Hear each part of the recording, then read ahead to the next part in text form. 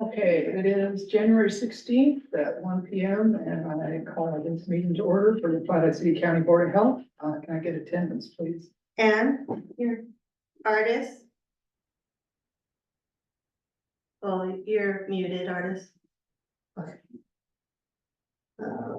Jim, Here. Mike, Here. Pam, Here. Rod. Present. Okay, thank you. All right, looks like we have a quorum. If everyone will rise, I'll do the pledge of allegiance.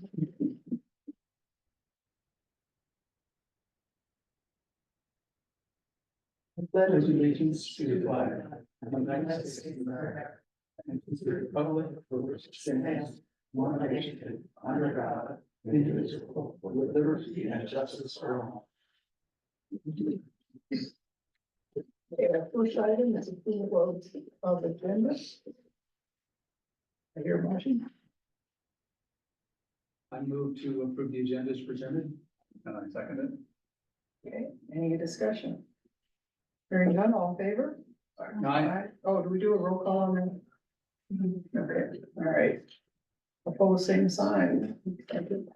All right, then we'll go right on to citizens' comments. Looks like there were no written comments today, but we do have a citizen comment, I believe, in-house. If you'd like to come up and to the microphone, give us your name, address, and your comments. We're here to listen, not necessarily have answers today, but welcome. Thank you so much.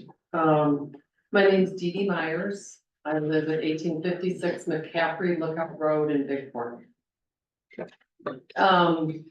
I spoke in front of BLUAC in Bigport about this issue. They told me to go to planning and zoning. I spoke in front of planning and zoning.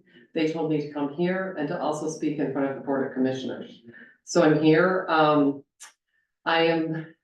The thing, I guess, that threw me originally was in Wayfair State Park, they put up a surveillance camera and an LED light. Okay, which I personally am opposed to, and I'll tell you, but since you're public health, I'm gonna stick to LED lights and 5G. During COVID, LED streetlights and 5G towers went up around the world.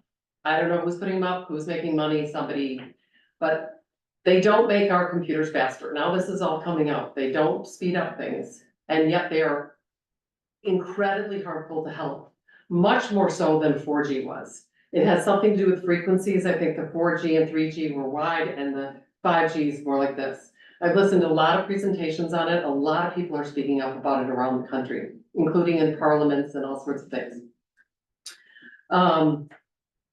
The radiation from these 5G towers, the closer you are to the tower, the worse it is for you. There's a tower right behind Big Fork High School.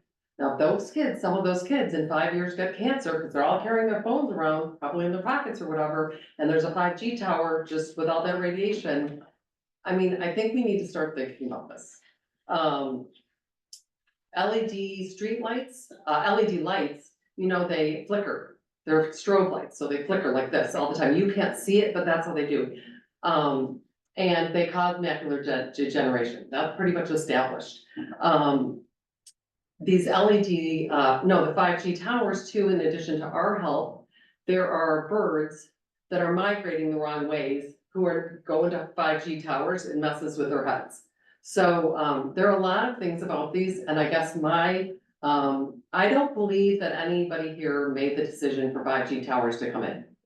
I just don't think it happened and all these towns were deciding or whatever. I think it came from a much higher level. Somebody's making money and they say, yeah, it's gonna do this, it's gonna do that, sold, you got the contract, and we'll give people grants in their counties to put them up or whatever. I think as Montanans, independent thinkers, Montanans are generally independent thinkers, and as people who live in this beautiful valley, we should be concerned, we should first research instead of accepting what anyone pushes on us. We all know the government sometimes pushes things that are not healthy or not good for us. And I think as representatives, we should say no, since there's no benefits, since they're not making your computers faster or anything, there's only harmful issues of radiation. I think we should say no. And I personally think these 5G towers and LED streetlights should be taken down. If you want to use incandescents, fine, or some other safer thing.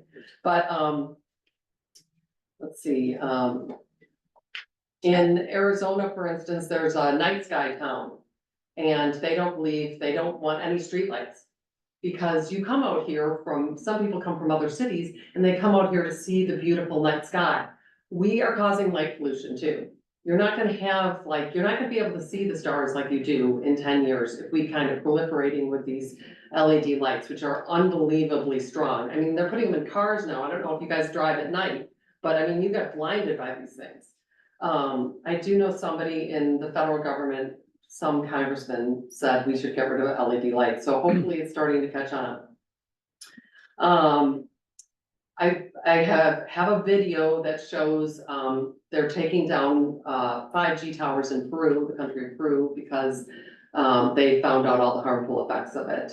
There are people working very hard. I think there's a town in Idaho that has gotten rid of 5G. There's somebody working, a woman working really hard in New Jersey, somebody working in Nevada. I think it's time, whatever happens with the rest of the country, whatever happens in other counties, I think it's time for Flathead County to look out, to research things before they go in. And let everyone else do what they want, but say, not in our valley. We will not harm the animals, we will not harm the people and the plants with all this radiation and with all the lights that cause macular degeneration. We can do it. It can start locally. I'm happy to send information. I do want to tell you that I have done a fair amount of research. This book, I highly recommend this book, The Invisible Rainbow. It is incredibly well researched and it's a great book. And I also have a pamphlet, which I'll leave. I just have one on 5G. And I have, if you think this is kind of a little issue, there's probably not every day, but you know, if people get on chains, like health chains or whatever chain, and you know, text chains. I mean, today, about every third day, I get something about 5G towers or LED lights. Today I got something, stop in the name of life, bacteria exposed to mobile phones and Wi-Fi radiation become resistant to antibiotics. It's all here, like you can read it, everyone can determine what they believe, but at some level, they are harmful and much more harmful than 4G. So I'm asking you to take action. I'm happy to go in front of the Board of Commissioners because that was the other place I was told to go, but I think we need to start worrying about our health and not letting government tell us what to do. And somebody's, you know, whoever's making money off these 5G towers, which are so harmful. I pray that you will take action. Because that's your job, is to protect our health, I would assume.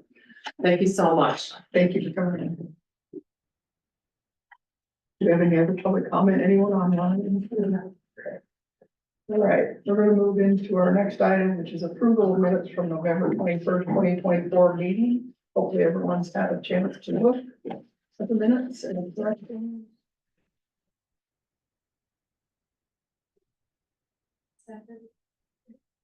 We have a motion and a second. Any discussion?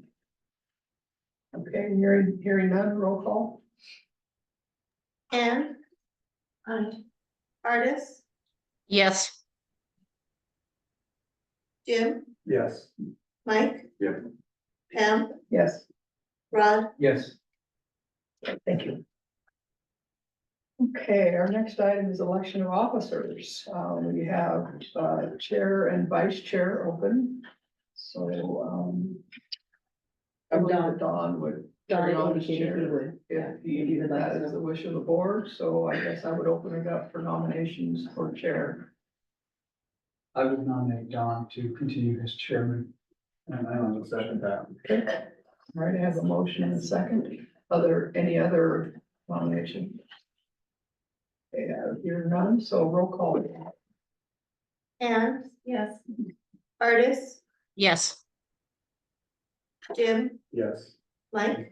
Yes. Pam? Yes. And Rod? Yes. Okay, so Dawn is our chair again. Congratulating. Next item would be vice chair. So right now it's me, so whatever you guys want to do. I entertain a motion. I nominate. Unless you. Is there a I'm the secretary. second? All right, well, thank you. It's an honor to always serve as chair, vice chair of this board, so with that, we'll do a roll call. Ann? Yes.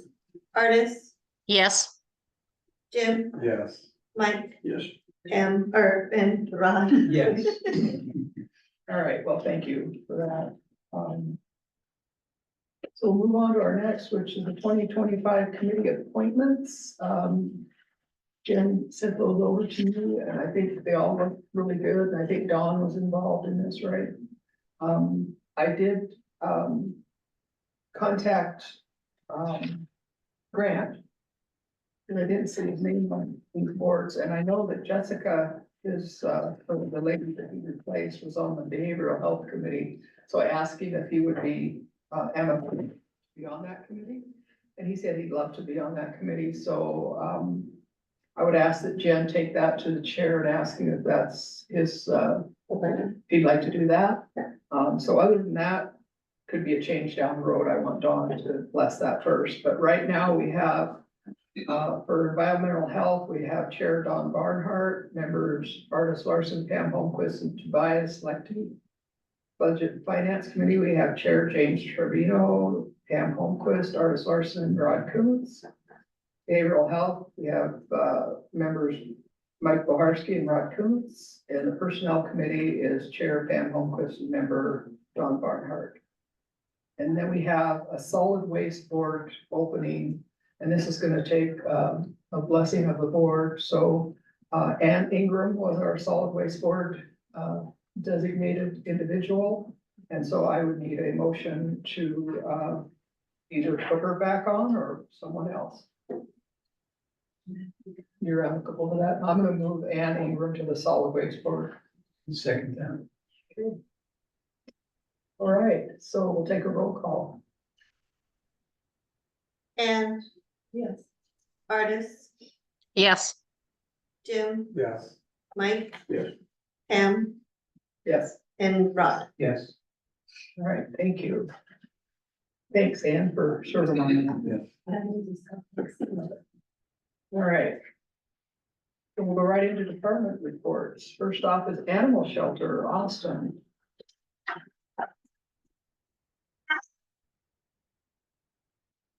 Good afternoon, Austin Hicks, Animal Shelter Division Manager. I put in our November and December stats like you always see. And then I also included, since it was the end of the calendar year, the sheet on there that goes back, comparing numbers all the way back to 2010. If you have any questions on any of that, I'll be happy to answer them. I will say, if you look at those numbers, the comparing them back to 2010, that all the numbers are up for us. So we had more animals in this year all the way back until 2013. So the extra staff member that we were given down there, it has been filled. We are full up on staff for the first time in probably a year, and it is very nice and very helpful for us. Other than that, the only other things we have going on right now is we do have some new kennel doors that have been ordered by way of a donation, so that'll make a big improvement for us down there, so. Great. Any questions for Austin? Thank you. All right, thank you, Austin. All right, next one is community health. So I'll be doing that report, nice and short and sweet and quick. So our numbers are up there, nothing significant for our numbers.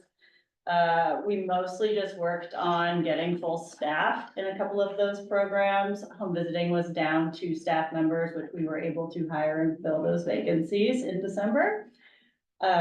We had a nurse return from maternity leave for our MCH and immunization program. And we also have selected a community health manager who will start next week, actually. So that division will be fully staffed as well. Amazing. Home visiting, we had our Santa photo event, great turnout like always, and the NMAR and partners who did our home visitor sponsoring of our families for holiday gifts did an amazing job. So once again, I want to thank them for their partnership in that. Our home visiting program does have a wait list because of the 2 vacancies that we had. Our trainings are being completed last week and this week for our 2 new hires, and hopefully we can tackle that wait list ASAP. it was up to 30 people, which is quite large because of the 2 vacancies. For WIC, not a lot changed. The biggest thing was that we expanded our breastfeeding peer counselor program to provide services in Lincoln County, which is great and has been going well. Do you guys have any community health questions? Thank you. All right, next one is population health.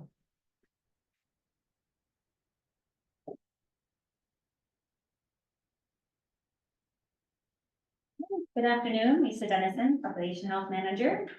I actually don't have too much to report as well, just a couple high notes. Pertussis, we're continuing to see some pertussis cases trickle through. So as you see on the report, we did have 11 cases in November. It continued into December. We had 6 cases, and so far in January, we've had another 6 cases. So those are continuing to be reported to us, and we just continue to be working with the families, the schools, and the physicians just to mitigate spread and to let the folks that have been exposed know that they were exposed and to be on the lookout for any signs and symptoms there. And then the only other thing is just influenza. We're continuing to see influenza cases tallied up as we're doing our weekly surveillance with our key surveillance partners. And I think we're about up to 130 cases so far, as of last week. And so we did see an upward trend of influenza beginning end of December, early January, which looking at the kind of state trend, that's also kind of mirroring what the statewide is seeing as well. So we're just gonna continue to see where the influenza season takes us. Other than that, that's pretty much all I had to report, unless there was any other questions or thoughts. Yes. Can I go first? At what point is an uptick in the numbers considered an outbreak? I mean, in November with 11 pertussis and, 6 and 6 for Yeah, December and January. I would probably consider that to be an outbreak. It also depends on where the cases originate from. So if they're all within a family, then we probably wouldn't consider that to be an outbreak because we didn't really have any cases outside. But in this case, those were amongst a few different areas of the community. It just it really depends on where the cases originate and who they transfer to. Those were associated with schools, so, but we haven't so far, I believe, seen too much transmission, but, I mean, it's outside of what we normally would see. And we do see pertussis cases, increase every 3 to 5 years because it's a cyclical illness. So we were right on the mark to see some uptick in cases. And then the last question, obvious, were they vaccinated? I don't have that information. I think it's a mixed bag. Yeah. We have seen more cases unvaccinated more so than vaccinated, but it's definitely, it's mixed. It's mixed. Okay. Yeah. Okay, Mr. Bars? Yeah, and the 2 cases of the Shiga toxin E. coli, considering that we had that death last summer from one that was occurred there. Are you required, just a curious question, are you required by law to determine the source of those particular infections? Or do you do that as part of your, just your job? Yeah, when we do those case investigations for all the reportable illnesses, we try to determine where they're exposed and contracted it. And these 2, were they public or private or? They're private. Again, it's kind of a mix, whether it's travel related or eating undercooked homemade products and things like that. They're exposed to animals. Okay, any other questions? All right, next is all right, next will be behavioral health.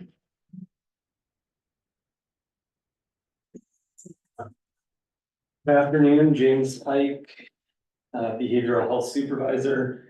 Excuse me, I'll be reporting on data from the Crisis Assistance Teams program operated here by the Health Department. We have worked to standardize some of how we're collecting data, allowing us to report on more metrics. And so as you read through the report, any input on what you'd like to see, or how you'd like to see it presented would be appreciated as we continue to fine tune this and find what's of interest to people. We're able to collect, presenting issue data there, so what we're most commonly responding to.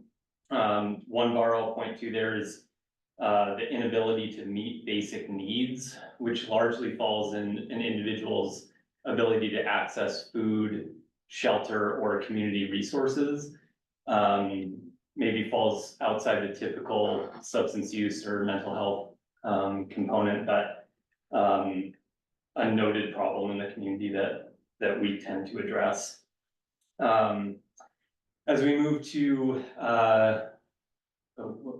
some of the interaction data, I will note we had a clinician out on approved leave for 3 out of the 4 weeks of the month.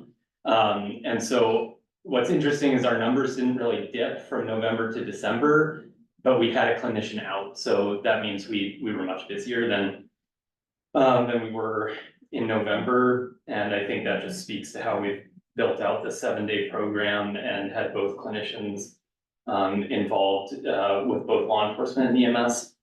We had 40 hours time on scene, 63% of that was without law enforcement. So that's what we're really looking to capitalize on, is that we can handle cases and free up law enforcement to do other things. So that's a good number for us.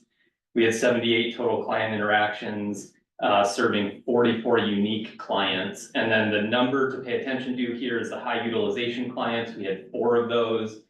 I quantified this for this report as individuals with 5 or more encounters in the month.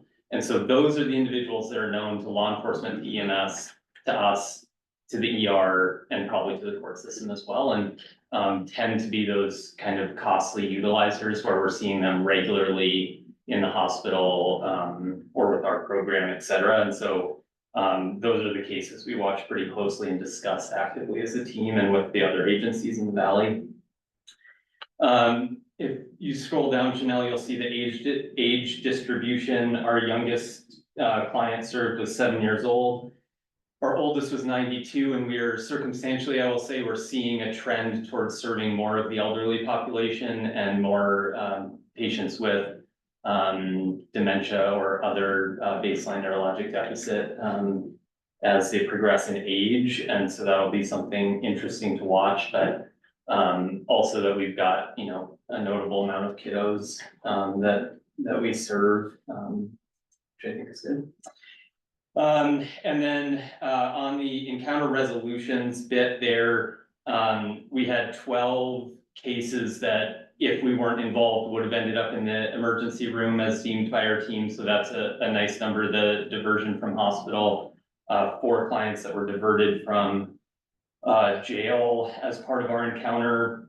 And then the transports, I think, is interesting that at the end of an encounter, when somebody needed a ride somewhere, that we were able to deliver 7 of those and only had to pass off 6 to law enforcement.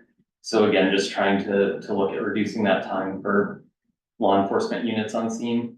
And then I pulled, I've asked our folks to report where they refer clients to, and I put that in this report just so you can see that there really is like a broad array of behavioral health services and food and shelter services here in the Valley that we're trying to connect people to. But the actual connections, referrals, and utilization of those services is typically inefficient at best.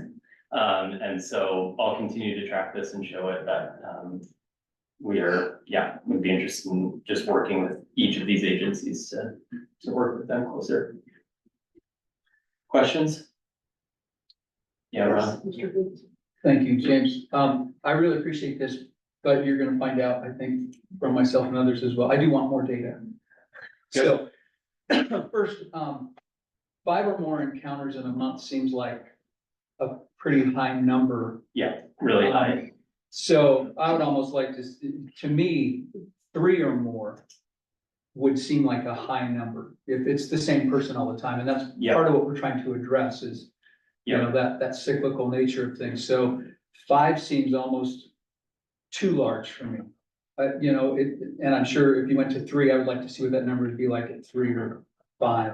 Yeah, the short answer is it balloons, so I set it Yeah, sure. at 5 to show like the people that are really like multiple times in 24 hours type of thing. Okay. But maybe I could do tiers of that, so 3 or 4, 5. I would like to see tiers. Good. And likewise, if we go to the age distribution, I'm interested in the sociological aspect of all this as well, and I would rather see this, or maybe in addition to what you have, I hate to see spikes like this. The 35 to 64, it's a large group of people. And so I look at this and I immediately start looking at, okay, the baby boomers are now presenting at the 65 plus. I'd like to see this broken down almost like Gen X, millennials, Generation Z, you know, and have those age groupings and see if there's something we can track that's going on sociologically. So I would like to see more breakdown of that so we don't see that big spike. Okay, yeah, split it out maybe. And it seems like it would be an obvious way to go to break it up by the generational moves. At least that's the way I would like to see it. And then, gosh, I look at this with the high utilization clients. I just start breaking down the numbers. That means 25% of your workload was with 5 clients.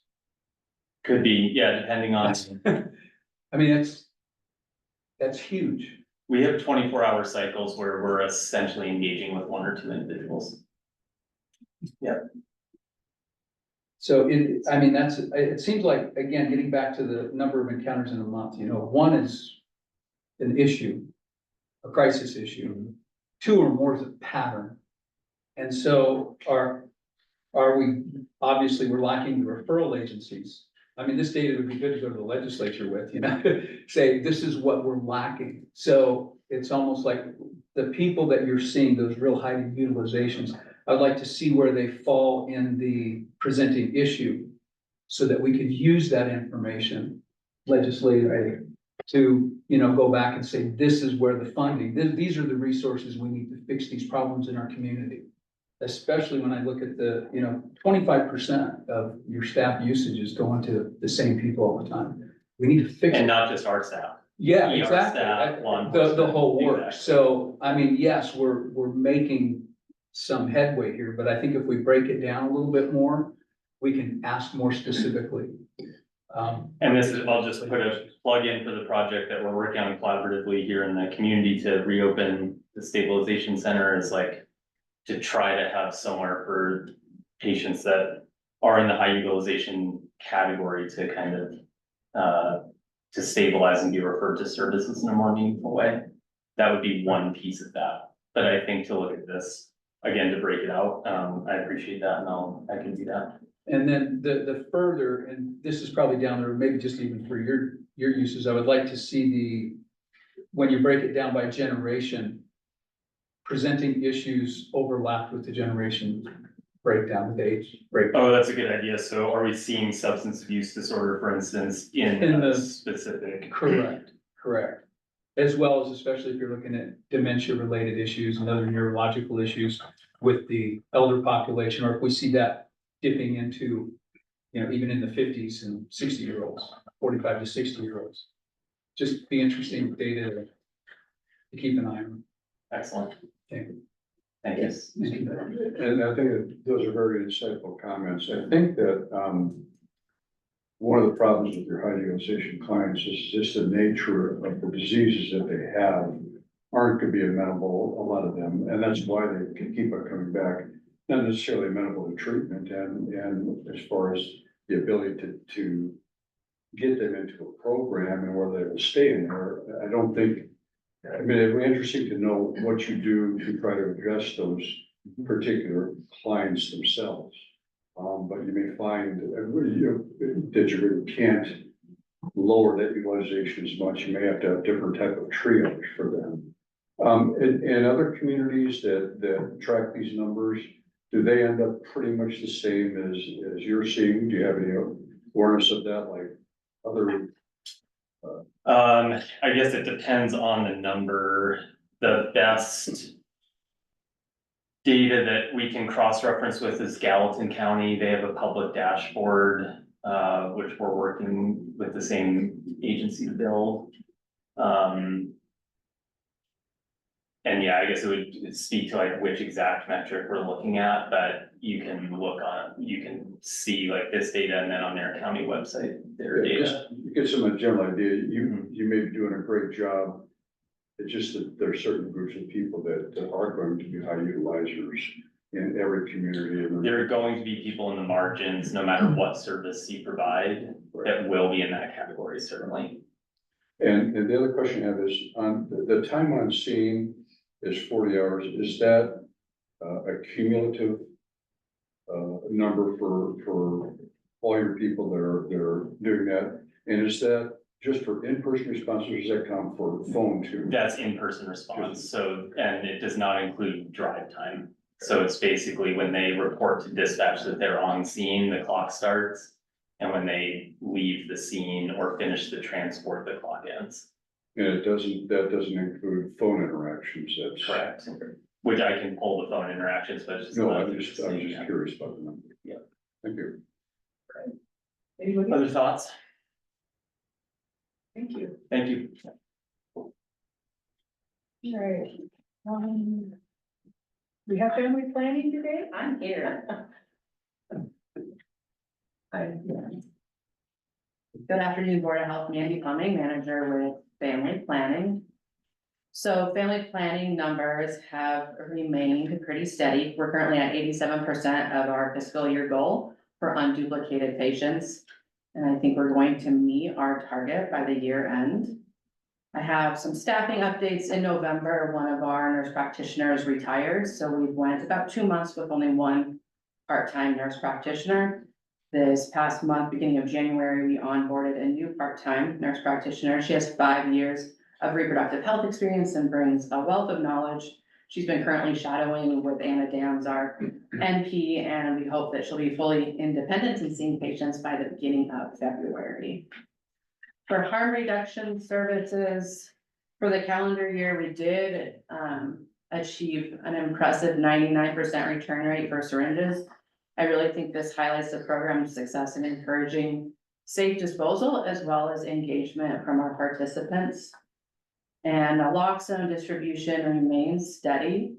Additionally, in the past quarter, we've conducted 16 community or organizational naloxone trainings and reached 135 individuals through those trainings.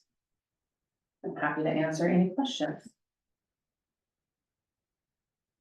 Thank you. Thank you.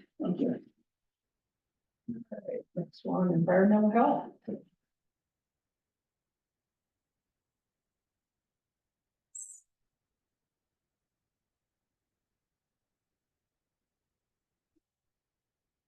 Good afternoon, I'm Jim Wardensky with Environmental Health. And I guess just a brief breakdown of where we're at as a division. I think on the land and septic side of things, we're seeing a little bit of a lull, which is common for this type of year, seeing applications come in.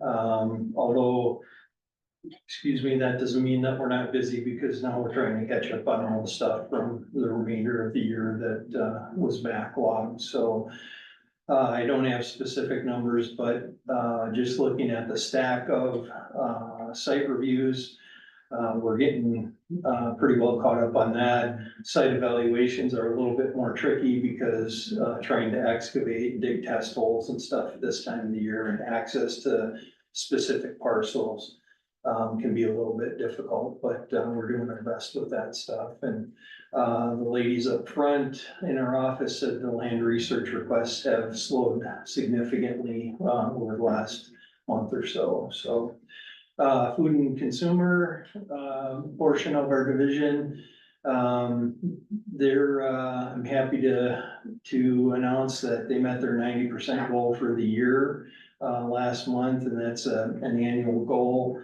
The significance of that is if they meet that 90% goal, then we receive 100% reimbursement from the state for those inspections. So it was good to see that. thank you to the commissioners for signing the cooperative agreement. I think Commissioner Brodell signed that for us. That's an agreement we have with DPHHS at the state that allows for those reimbursements and you know, that contract. So this year, I think the process itself was smoother. Where they sent us the contract initially, we checked the boxes of the appropriate things. And then it's presented to the commissioners for review and signature, so that went well. Obviously today Brock isn't here with mosquito control. One of the things that he shared with me yesterday in our weekly meeting is last week they had a conference in Great Falls. Their annual conference, and the benefit of that is they get to network with folks across the state and other states, as well as vendors that are out there for new products and all that. And Brock was very excited, telling us there's I guess they call it a walls unit. It's been around for a little while, but they were introduced to that during that conference. And one of the things that Brock was telling me about is it's a unit that mists pesticide for vectors. And he said it will, if they're able to purchase it, it will substantially reduce the amount of time that they're in the field. It mounts in the back of their UTV and is able to mist areas out to 100 feet with a guaranteed 100% kill rate. And then even beyond that, it still kills, but at a lesser rate. So some of the big farm fields and areas, they would have had to been out there walking or, you know, using the drone, which obviously we're going away from that. So this should be very helpful if they're able to purchase that. And then, lastly, the air quality stuff. I'm happy to relay that we've seen, a huge number of days that we're able to allow open burning this year compared to last year. This is our first 2 years with the wintertime open burning, but we've gotten a lot of positive feedback about that, so. Any questions? Yes, Sir. You said you're going away from using drones for mosquito control. Can you explain that, why? Sure. Primarily because of the cost and the upkeep of it. So in the utilization of the drones, and of course, I imagine that you guys know that a couple of years ago, we had one shot down. So there's that component of it where people, you know, are suspicious, and especially in light of stuff that's going on nationally, you know, with drones flying around. We try and educate people to that and let them know what we're doing in advance, so we don't have those issues, but it still exists. The insurance cost of, maintaining, you know, drones and flying them. God forbid, something happens and it goes out of the air and crashes into somebody's house or their car or whatever, you know, so you have to have insurance on it. And then there's the consideration of making sure that, the operators are trained and licensed every year, as a pilot, so they could fly the drone. And then, there are limited applications for it. So, just overall, the cost and the time, and one of the things that we learned with the one that was shot down, it's kind of been in flux as we were hoping to get it repaired. The company that the county purchased that from said it's outdated and you have to purchase a new drone and all that. So we just decided, based on Brock's advice, that maybe we should move away from that. The company that provides this or sells this walls unit it said from an access standpoint and utilization standpoint, it's like the step down from a drone as far as application and coverage. So, and it's nice that they can, the model options that they offer, there's one that fits right in the back of the UTV that they have right now. So I don't recall specifically what Brock told me time-wise, but if I remember correctly, he said what would typically, from an application standpoint, an area that would typically take them about an hour and a half to apply pesticide to, they would be down to about 15 minutes. Wow. So significantly less. So hopefully, you know, that means that they would be able to cover more area, you know, from an efficiency standpoint. So you're not using drones at all? The only thing that probably we'll use drones for, the only one that we have left is a smaller one that doesn't have the capacity to, the larger one had a hopper on it that would dispense the product. They have a smaller one that they can use for surveillance, for mapping out areas and looking to see, you know, if they have standing water in places and stuff like that. We also utilized it a couple of years ago when there was a lot of flooding. So we were able to kind of map those areas and take some video and look at it. And that's significant from a septic standpoint, you know, to see if there's gonna be some contamination there and alert people if they have wells and their septic is flooding and all that, to get that educational information out to them, so. Any other questions? Thanks, Jim. Thank you. All right, we have finance.